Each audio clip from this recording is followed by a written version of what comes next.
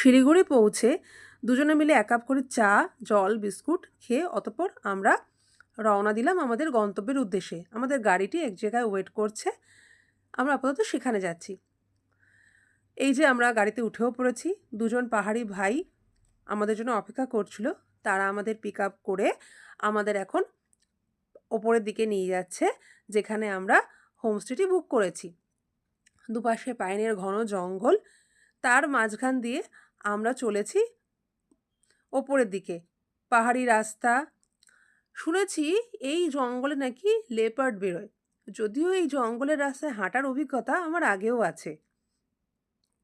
আস্তে আস্তে আমরা পাহাড়ের দিকে এগোচ্ছি। জায়গাটা কোথায় সেটা আমি পরে প্রকাশ করব। যদিও জায়গাটা অনেকেরই চেনা জানা, হয়তো অনেকেই গেছেন, তবুও আমি একটু অন্যভাবেই নয় আপনাদের সামনে তুলে ধরছি জায়গাটাকে। একটু নজর রাখুন। পরবর্তী অংশ আমি পরবর্তী ভিডিওতে নিয়ে আসব।